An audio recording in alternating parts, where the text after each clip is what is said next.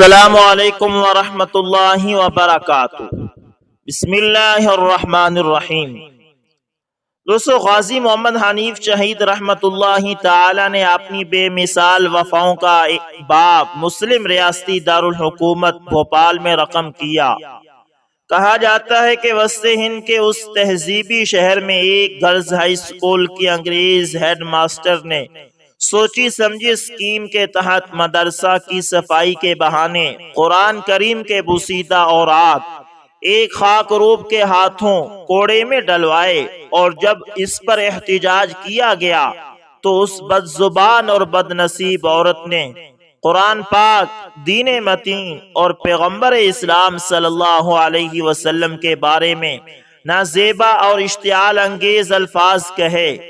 بھوپال کے ایک غیرت مند نوجوان محمد حنیف نے، جو پیشے کے اعتبار سے قصاب تھا، انگریز عورت کو راستے میں روک لیا اور اس سے کہا کہ وہ اپنی اس ناپاک جسارت اور شیطانی حرکت پر شہر کے مسلمانوں سے معافی مانگے اور اعلان توبہ کرے۔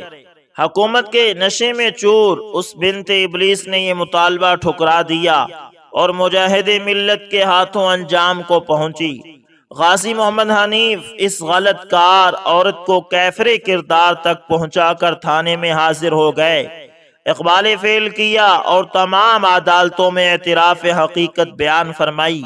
کچھ عرصہ جیل میں گزرا، مقدمے کی سماعت ہوئی اور محمد حنیف غازی کو پھانسی کی سزا سنا دی گئی۔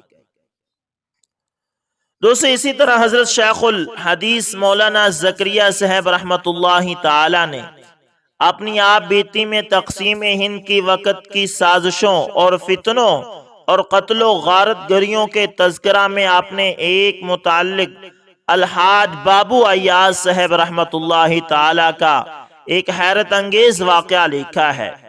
وہ یہ کہ اس دور میں ان فتنوں کی وجہ سے دہلی سے نظام الدین کو آنا جانا بھی خطرے سے خالی نہیں تھا۔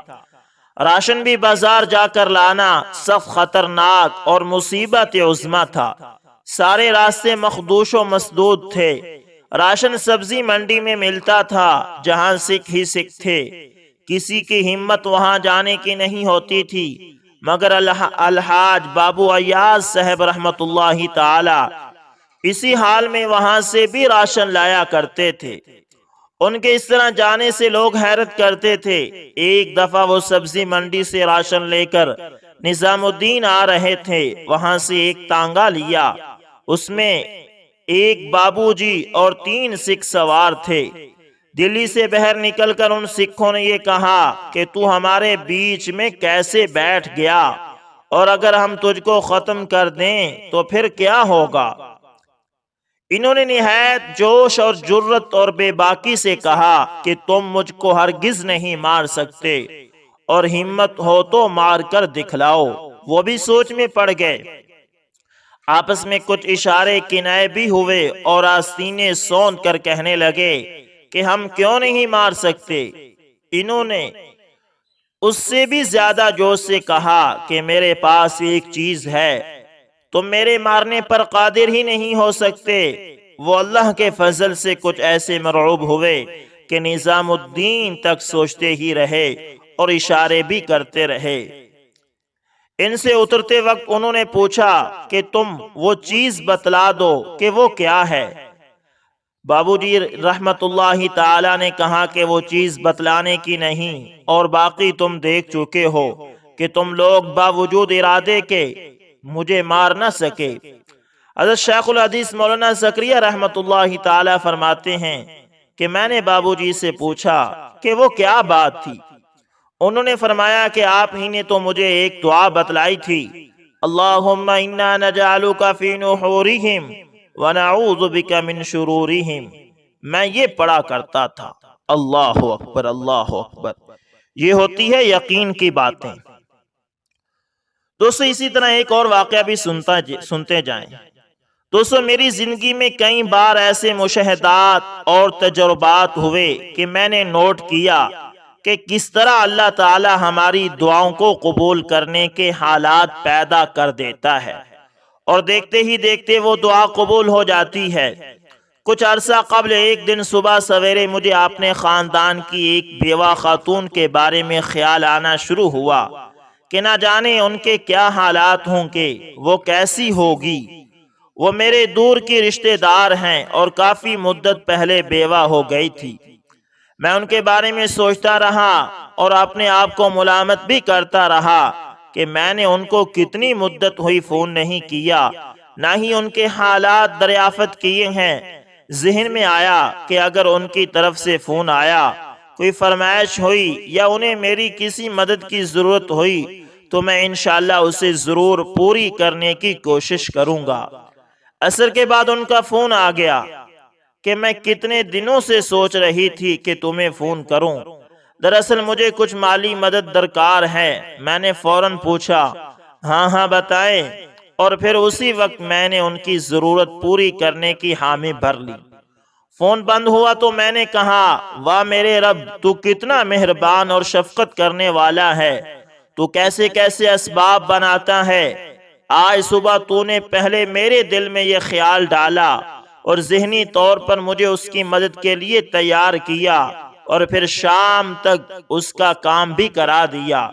اس کے بقول وہ کئی روز سے سوچ رہی تھی اور دعا کر رہی ہوگی کہ اللہ تعالیٰ اس کے کام کا سبب بنا دے۔ بلا شبہ اللہ تعالیٰ نے سچ فرمایا ہے، وَقَالَ رَبُّكُمُ ادْعُونِي أَسْتَجِبْ لَكُمْ، تمہارے رب نے حکم دیا ہے مجھے پکارو، میں تمہاری دعاؤں کو قبول کرنے والا ہوں۔ دوستو، اسی طرح سعودی عرب کے ڈاکٹر احمد کے واقعے نے تو ایمان ہی تازہ کر دیا۔ لیجیے آپ بھی پڑھیے۔ اس کا نام ڈاکٹر احمد تھا اور وہ سعودی عرب کا معروف طبیب تھا۔ لوگ اس سے مشورہ لینے کے لیے کئی دن تک انتظار کرتے۔ اس کی شہرت بڑھتی چلی گئی۔ دارالحکومت میں ایک انٹرنیشنل میڈیکل کانفرنس کا انعقاد ہوا جس میں اسے بھی دعوت دی گئی۔ اس کی خدمات کے پیش نظر فیصلہ ہوا کہ وہ اس کانفرنس میں نہ صرف کلیدی مقالہ پڑھے گا بلکہ اس موقع پر اسے اعزازی شیلڈ اور سرٹیفکیٹ بھی دیا جائے گا۔ ڈاکٹر احمد اپنے گھر سے ایئرپورٹ کی طرف روانہ ہوا۔ وہ بڑا خوش اور پرسکون تھا۔ آج شام اس کی تکریم اور عزت کی جانے والی تھی۔ اس کا سوچ کر وہ اور بھی زیادہ آسودہ ہو گیا۔ ایئرپورٹ پر وہ معمول کی چیکنگ کے بعد فوراً ہی ہوائی جہاز میں سوار ہو گیا۔ اس کی فلائٹ وقت کے مطابق پرواز کر گئی۔ کوئی آدھ پون گھنٹے کے بعد ایئر ہوسٹس نے اعلان کیا، ہم معذرت خواہ ہیں کہ طیارے میں فنی خرابی کے باعث ہم قریبی ایئرپورٹ پر اتر رہے ہیں۔ ہمارے پاس اس کے سوا کوئی چارہ کار نہیں ہے۔ فلائٹ بغیر کسی رکاوٹ اور حادثے کے قریبی ایئرپورٹ پر اتر گئی۔ مسافر جہاز سے اتر کر لاؤنج میں چلے گئے۔ ڈاکٹر احمد بھی دیگر مسافروں کے ساتھ طیارے کی فنی خرابی کے درست ہونے کا انتظار کرنے لگے۔ تھوڑی دیر کے بعد ایئرپورٹ اتھارٹی نے اعلان کیا، خواتین و حضرات، انجینئر نے بتایا ہے کہ فنی خرابی کے درست ہونے کا فوری طور پر کوئی امکان نہیں ہے، لہذا مسافروں کے لیے متبادل طیارے کا انتظام کیا جا رہا ہے۔ یہ طیارہ کب آئے گا کسی کو کوئی علم نہ تھا۔ تھوڑی دیر بعد نیا اعلان ہوا کہ متبادل طیارہ کل ہی آ سکتا ہے۔ ہم اس زحمت کے لیے معذرت خواہ ہیں، اب آپ کو ہوٹل پہنچا دیا جائے گا۔ ڈاکٹر احمد کے لیے یہ اعلان نہایت تکلیف دہ اور پریشان کر دینے والا تھا۔ آج رات تو اس کی زندگی کی نہایت اہم رات تھی۔ وہ کتنے ہفتوں سے اس رات کا منتظر تھا کہ جب اس کی تکریم ہونی تھی۔ وہ کرسی سے اٹھا اور ایئرپورٹ کے اعلیٰ افسر کے پاس جا پہنچا، اپنا تعارف کرایا اور کہا کہ میں انٹرنیشنل لیول کا ڈاکٹر ہوں، میرا ایک منٹ قیمتی ہے، مجھے آج رات دارالحکومت میں مقالہ پڑھنا ہے۔ پوری دنیا سے مندوبین اس سیمینار میں شرکت کے لیے آئے ہوئے ہیں اور آپ لوگ ہمیں یہ خبر سنا رہے ہیں کہ متبادل طیارہ 16 گھنٹے بعد آئے گا۔ متعلقہ افسر نے اسے جواب دیا، محترم ڈاکٹر صاحب، ہم آپ کی عزت اور قدر کرتے ہیں، ہمیں آپ کی اور دیگر مسافروں کی مشکلات کا اندازہ ہے، لیکن یہ ہمارے بس کی بات نہیں، اور نیا طیارہ فوری طور پر فراہم کرنا میرے بس میں نہیں ہے۔ البتہ وہ شہر جہاں آپ کو کانفرنس میں شرکت کے لیے جانا ہے، یہاں سے بذریعہ کار صرف 3-4 گھنٹے کی مسافت پر ہے۔ اگر آپ کو بہت جلدی ہے تو ایئرپورٹ سے کرائے پر گاڑی حاصل کریں اور خود ڈرائیو کرتے ہوئے متعلقہ شہر پہنچ جائیں۔ ڈاکٹر احمد لمبی ڈرائیونگ کرنا پسند نہ کرتا تھا، مگر اب یہ مجبوری تھی۔ اس کے پاس کوئی متبادل راستہ تھا ہی نہیں۔ اس نے متعلقہ آفیسر کے مشورے کو پسند کیا اور ایئرپورٹ سے کار کرائے پر لے کر متعلقہ شہر کی جانب روانہ ہو گیا۔ ابھی کچھ ہی فاصلہ طے کیا تھا کہ اچانک موسم خراب ہونا شروع ہو گیا۔ آسمان پر گہرے بادل نمودار ہوئے، تیز آندھی اس پر مستعد تھی۔ دیکھتے ہی دیکھتے زوردار بارش شروع ہو گئی اور ہر طرف اندھیرا چھا گیا۔ موسم کی خرابی کی وجہ سے اسے اندازہ ہی نہ ہوا کہ وہ کس سمت جا رہا ہے۔ 2 گھنٹے تک وہ مسلسل چلتا گیا۔ بالآخر اسے یقین ہو گیا کہ وہ راستے سے بھٹک چکا ہے۔ اب اسے بھوک اور تھکاوٹ کا احساس بھی بڑی شدت سے ہونے لگا۔ اس نے سوچا تھا 3-4 گھنٹے ہی کا سفر تو ہے، اس لیے اس نے اپنے ساتھ کھانے پینے کی کوئی چیز بھی نہ لی تھی۔ اب اسے کسی ایسے ٹھکانے کی تلاش تھی جہاں سے اسے کھانے پینے کی کوئی چیز مل سکے۔ وقت تیزی سے گزر رہا تھا، چاروں طرف رات کا اندھیرا بھی چھا چکا تھا۔ ایک چھوٹے سے گاؤں کے پاس سے گزرتے ہوئے اس نے غیر شعوری طور پر اپنی گاڑی ایک چھوٹے سے گھر کے سامنے روک دی۔ اس کا ہاتھ گھر کے دروازے پر دستک دے رہا تھا جب اندر سے ایک بوڑھی عورت کی نحیف و ناتواں آواز اس ڈاکٹر صاحب کے کانوں میں پڑی، جو کہہ رہی تھی جو بھی ہو اندر آ جاؤ، دروازہ کھلا ہے۔ ڈاکٹر احمد گھر میں داخل ہوا تو دیکھا کہ ایک بوڑھی عورت متحرک کرسی پر بیٹھی ہے۔ اس نے خاتون سے کہا، اماں میرے موبائل کی بیٹری ختم ہو چکی ہے۔ اللہ اکبر، اللہ اکبر۔ ڈاکٹر صاحب نے بوڑھی اماں سے کہا کہ میرے موبائل کی بیٹری ختم ہو چکی ہے، کیا میں اپنا موبائل چارج کر سکتا ہوں؟ بوڑھی عورت مسکرا کر کہنے لگی، میرے بیٹے کون سے فون کی بات کر رہے ہو؟ تمہیں معلوم نہیں اس وقت تم کہاں ہو؟ ہمارے ہاں نہ تو بجلی ہے نہ ٹیلی فون۔ یہ تو ایک چھوٹا سا گاؤں ہے جہاں شہری سہولتوں کا کوئی تصور نہیں ہے۔ پھر اس نے مزید کہا، میرے بیٹے وہ سامنے میز پر چائے اور کھانا رکھا ہے، لگتا ہے کہ تم بھوکے اور پیاسے ہو، راستہ بھٹک گئے ہو۔ تم پہلے کھانا کھا لو پھر بات کریں گے، لگتا ہے تم خاصا طویل فاصلہ طے کر کے آئے ہو۔ ڈاکٹر احمد نے اس بوڑھی خاتون کا شکریہ ادا کیا اور کھانے پر ٹوٹ پڑا۔ سفر کی تھکاوٹ سے اسے شدید بھوک لگ رہی تھی۔ اچانک خاتون کی کرسی کے ساتھ والی چارپائی پر حرکت ہوئی اور ایک معصوم نے رونا شروع کر دیا۔ خاتون نے اس بچے کو تھپک کر سلایا اور اسے دعائیں دینا شروع کی۔ وہ اس بچے کی صحت اور سلامتی کے لیے لمبی لمبی دعائیں کر رہی تھی۔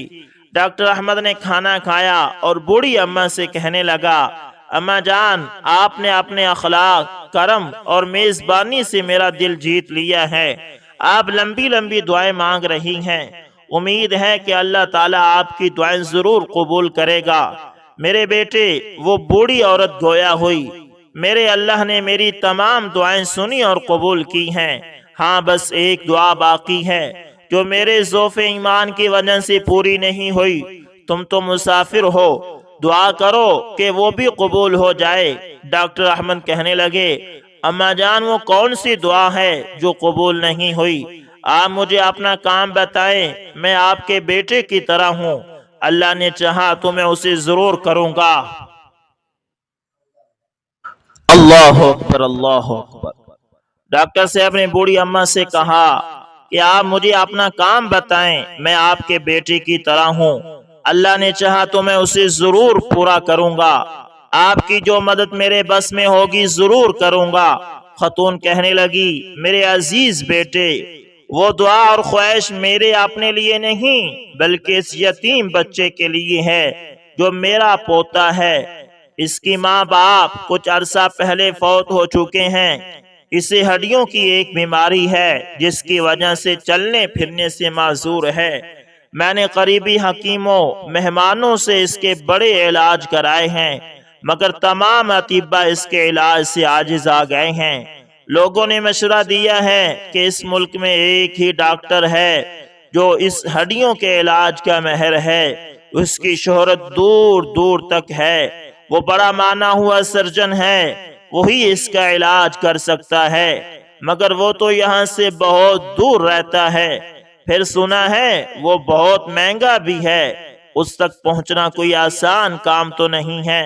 تم میری حالت تو دیکھ ہی رہے ہو، میں بوڑھی جان ہوں، کسی وقت بھی بلاوا آ سکتا ہے، مجھے ڈر ہے کہ میرے بعد اس بچے کی نگہداشت کرنے والا کوئی نہیں ہوگا۔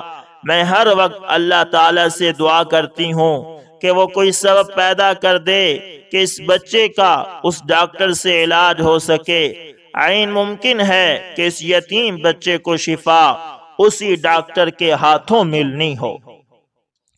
ڈاکٹر احمد اپنے جذبات پر قابو نہ رکھ سکا، اس نے روندی ہوئی آواز میں کہا، اماں جان، میرا طیارہ خراب ہوا، راستے میں اترنا پڑا، کار کرائے پر لی، خوب طوفان آیا، آندھی اور بارش آئی، راستہ بھول گیا، اللہ تعالیٰ نے مجھے آپ کے گھر زبردستی بھجوا دیا۔ اماں، آپ کی آخری دعا بھی قبول ہو چکی ہے، اللہ رب العزت نے ایسے اسباب مہیا کر دیے ہیں کہ وہ ہڈیوں کا بڑا ڈاکٹر خود چل کر آپ کے گھر آ گیا ہے۔ اب میں آپ کے پوتے کا علاج کروں گا۔ جب اللہ تعالیٰ اپنے کسی بندے کی سنتا ہے دوستو، تو پھر اس کو پورا کرنے کے لیے اسباب بھی خود ہی مہیا فرما دیتا ہے۔ کائنات کی ساری مخلوق چاہے وہ جاندار ہوں یا بے جان، اللہ کے حکم اور اس کی مشیت کی پابند ہیں۔ اس واقعے میں آپ دیکھ سکتے ہیں کہ کس طرح اللہ تعالیٰ نے زمین و آسمان کی مختلف قوتوں کو کام میں لا کر بوڑھی اماں کی دعا کو پورا کرنے میں لگا دیا۔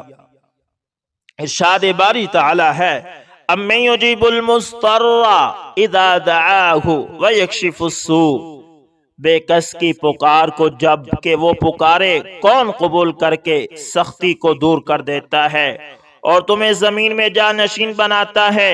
کیا اللہ تعالیٰ کے ساتھ کوئی اور بھی معبود ہے؟ تم بہت کم نصیحت اور عبرت حاصل کرتے ہو۔ اللہ اکبر، اللہ اکبر۔ دوستو، اسی طرح حضرت عروہ بن زبیر، حضرت اسماء بنت ابی بکر صدیق رضی اللہ تعالی عنہم کے صاحبزادے اور حضرت عائشہ صدیقہ رضی اللہ تعالی عنہ کے بھانجے ہیں۔ ان کا ایک عجیب اور حیرت انگیز واقعہ علامہ ابن عساکر رحمت اللہ تعالی نے نقل کیا ہے، وہ یہ کہ حضرت عمر بن عبدالعزیز رحمت اللہ تعالی خلیفہ بننے سے پہلے کا واقعہ بیان فرماتے ہیں کہ ایک رات میں اپنی چھت پر سویا ہوا تھا کہ راستے پر آوازیں محسوس کی اور جان کر دیکھا تو کیا دیکھتا ہوں کہ شیاطین جوک در جوک آ رہے ہیں، یہاں تک کہ میرے مکان کے پیچھے ایک کھنڈر میں جمع ہو گئے۔ پھر ابلیس بھی آ گیا اور اس نے چیخ کر کہا کہ من لی بعروہ بن الزبیر، کون میرے پاس عروہ بن الزبیر کو لائے گا؟ ایک جماعت کھڑی ہوئی اور کہا کہ ہم لائیں گے، پس گئے اور واپس چلے آئے اور کہا کہ ہم ان پر قادر نہ ہو سکے۔ ابلیس نے پھر چیخ کر کہا کہ من لی بعروہ بن الزبیر، تو ایک اور جماعت اٹھی اور کہا کہ ہم لائیں گے، اور یہ جماعت بھی جا کر واپس آ گئی اور کہا کہ ہم ان پر قادر نہیں ہو سکے۔ اس پر وہ پھر بہت زور سے چیخا، حتیٰ کہ میں یہ سمجھا کہ زمین شق ہو گئی، اور چیخ کے کہا کہ من لی بعروہ بن الزبیر، کون میرے پاس عروہ بن الزبیر کو لائے گا؟ تو ایک تیسری جماعت اٹھی اور کہا کہ ہم لائیں گے، اور یہ جماعت بھی جا کر بہت دیر میں واپس آ گئی اور کہا کہ ہم ان پر قادر نہیں ہو سکے۔ اس پر ابلیس غضبناک ہو کر چلا گیا اور شیاطین بھی اس کے پیچھے ہو گئے۔ حضرت عمر بن عبدالعزیز رحمت اللہ تعالی یہ واقعہ دیکھ کر حضرت عروہ بن الزبیر رضی اللہ تعالی عنہ کے پاس گئے اور یہ سارا واقعہ انہیں سنایا تو انہوں نے کہا کہ میرے والد حضرت زبیر بن عوام رضی اللہ تعالی عنہ نے مجھ سے بیان کیا کہ میں نے اللہ کے نبی محمد مصطفیٰ صلی اللہ علیہ وسلم سے یہ سنا تھا کہ جو بھی شخص صبح یا شام اس دعا کو پڑھتا ہے اللہ تعالیٰ اس کو ابلیس اور اس کے لشکر سے محفوظ رکھتا ہے، اور وہ دعا یہ ہے: بسم اللہ الرحمن الرحیم ذی الشأن عظیم البرہان شدید السلطان ما شاء اللہ کان اعوذ باللہ من الشیطان الرجیم۔ اللہ کے نام سے جو شان والا ہے، بڑی دلیل والا ہے، زبردست سلطنت والا ہے، جو اللہ چاہے وہ ہوتا ہے، میں شیطان سے اللہ کی پناہ چاہتا ہوں۔